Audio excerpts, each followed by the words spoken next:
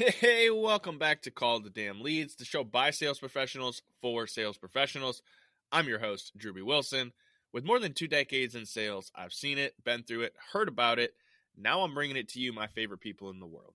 Let's be honest, this is the greatest job on earth. Doesn't matter where you come from, what background, what personality, you can make an amazing life in sales if you do the work, if you call the damn leads, and if you pay attention to the follow-up process. And that's what I'm here to talk to you about today. I want to talk about the role of persistence in your follow-up process. And I want to get very clear here. I'm not talking about being spammy, obnoxious, like I should insert the meme of that lady who got arrested for calling her boyfriend 4,000 or 40,000 times in a week or some crazy nonsense. Like, I'm not talking about that.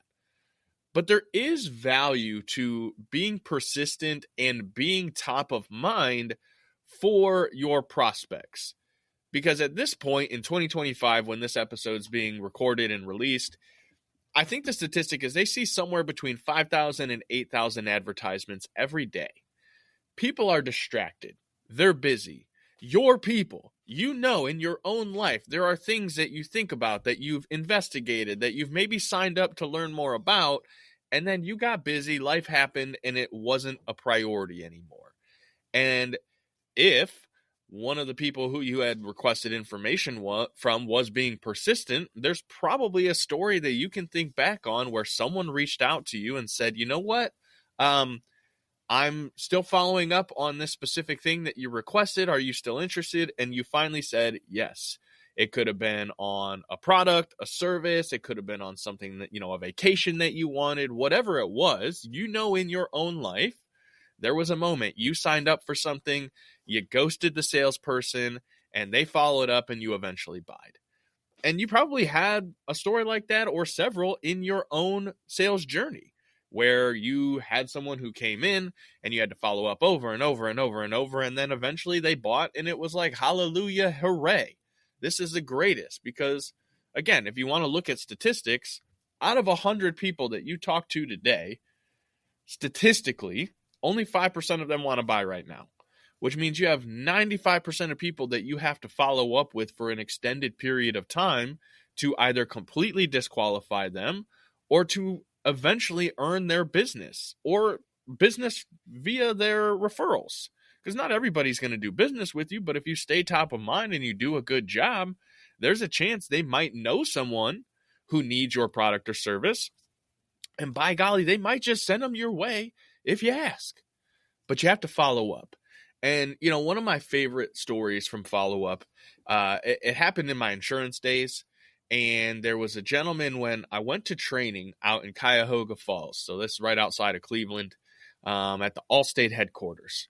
They sat us down at these big desks in this room. There's probably 24 of us at this training, and we all had these little computers in front of us and these Polycom voice over IP phones. And they handed us these stacks of sheets, the lead sheets. And it had someone's name and phone number and what kind of car they drove and their address and all the basic information we needed to start, prospecting for insurance sales. And old Bill, Mr. Williams, Bill Williams, was the weirdest thing. I don't know. Anyways, he was on that stack of leads, and I called, and he didn't answer the first couple times, so I kept following up, and I think we were in the class for about 2 weeks. And I called every day for that second week, and I got him on the last day.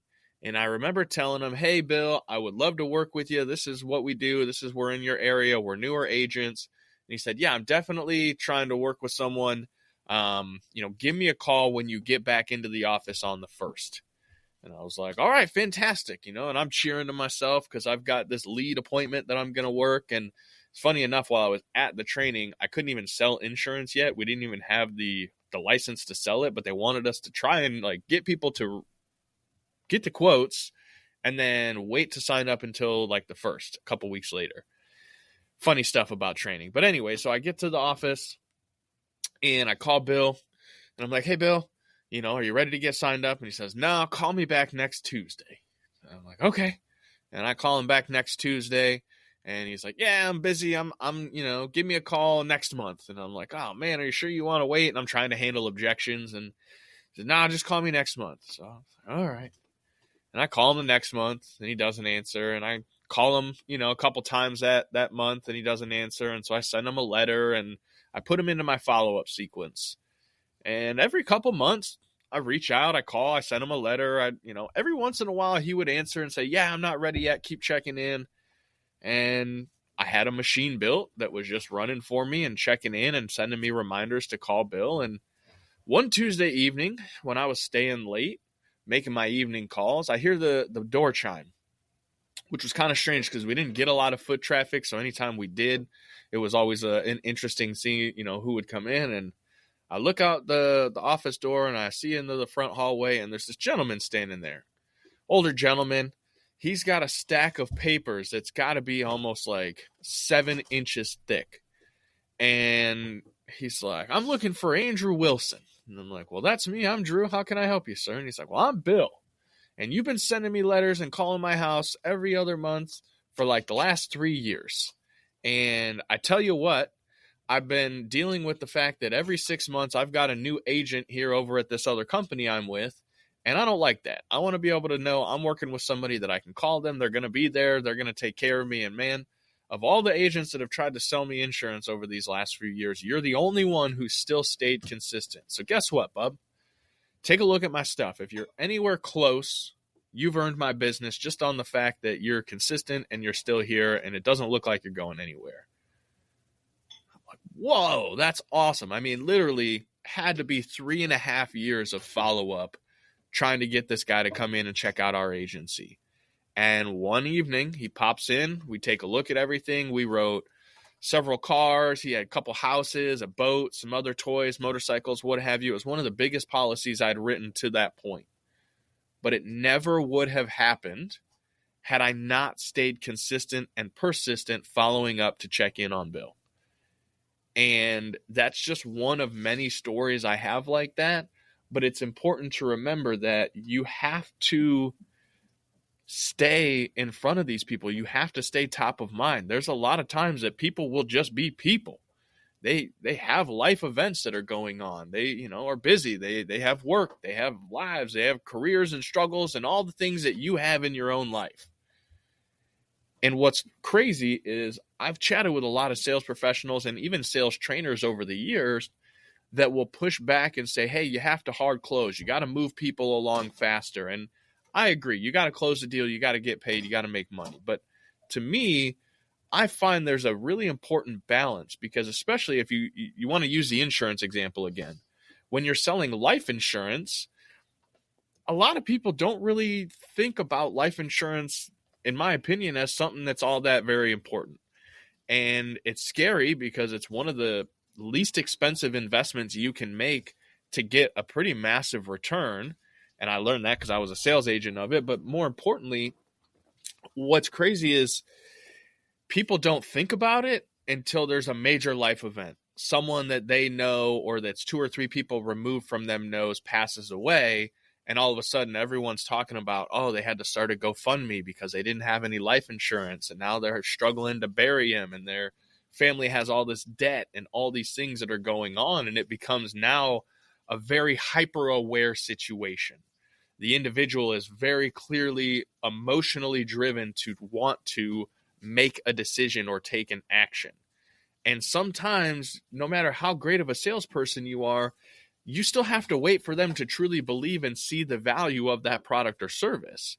And I know there was definitely times where I had been working with younger couples trying to help them get life insurance and then going, yeah, no. And then all of a sudden, one day they call, Auntie Jones died and she didn't have any insurance. And now the whole family's freaking out. And so these younger couples are starting to think, well, you know what? Maybe I should put something in place because they had young kids or there was something that they were worried about now and that they had that hyper awareness of. It was the right time to take action and make a decision. And guess what? If you're the person who's consistently there being educational and also, just reminding them what's available, who are they going to want to reach out to when it's time to make that decision or take that action? You. But only if you're persistent and in a way that's not spammy or obnoxious. because, again, no one wants to constantly be reminded that they're going to die. Like that, yeah, we know that. But if you can find ways to continue to bring it up in subtle conversations or just little reminders as you're sending those little follow-up messages along the way, it does tend to bring more opportunity. And another thing from a timing perspective, so, objection handling in sales is really important, and being persistent without being obnoxious, especially when it comes to objections, is it's a nuance. It takes time. You have to learn this. And I know I had one guy, Johnny, that he had bought, I think it was one of our, less expensive digital programs, a couple $100 he invested to learn some sales and marketing techniques. And as I was communicating with him, kind of learning what he had going on, he was telling me, man, I like the content, but I'm really, really busy. I'm on this big deal. And as soon as it's done, I promise you we're going to work together. I mean, we've all had that. Guys like, yeah, I got this big thing coming. Like, it's going to go on. And we've all met the person and dealt with that. And I remember the craziest thing, I'm reaching out to this guy, checking in periodically like I like to do. And one day I get a message. And it's like a picture message, a media message. And I open up and I'm like, what is this? And I scroll up and it's a picture of a 7-figure commission check. Old Johnny and that big deal he'd been working on for the last 13 months from the initial time we talked to each other, he was working on $1 million deal. Got $1 million commission check from a commercial roofing project that they were finishing up. And now, because I hadn't been high pressure, because I wasn't obnoxious, because I simply checked in and reminded him that if and when he was ready, we would be there, he wired us almost $40,000 the next day for coaching and consulting because he had the money and he knew he didn't want to mess it up. But again, had I not been consistent and persistent in educating him and being there as a resource, there's a good chance that check could have gone to many other places, because being persistent in a way that's not pushy or obnoxious is how you build genuine relationships. And to me, I think building genuine relationships and truly caring about these individuals to the point where you build actual rapport and you make notes about what they have going on in their life and the things that matter to them as individuals, I truly believe that it will make you a more effective sales professional, that it will make you a more effective closer. And if you follow up the way that you should be doing it, you're going to get a lot more referrals from people who just by proxy appreciate that you're there in their life. So if this has been helpful for you, I'd love to hear about it. Head over to callthedamnleads.com/podcast. Send us the details on what you did after implementing all of this.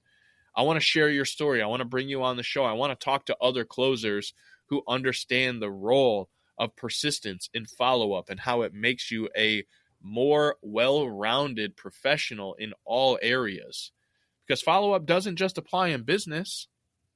What about in your personal life? Maybe there's someone special that you're trying to nurture and build a relationship.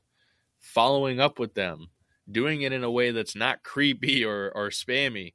That's how you genuinely get all of the things that you want in life.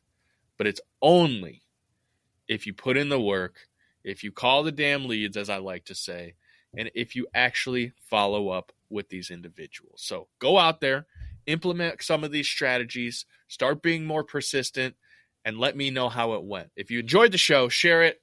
Leave us a review. Tell us about it on social media. Let someone know that you got value out of your time invested today, because time, energy, and effort are the only things we can't get back. If you want to make more money, be persistent in your follow-up, call the damn leads, and keep listening to the show. We'll see you on the next one.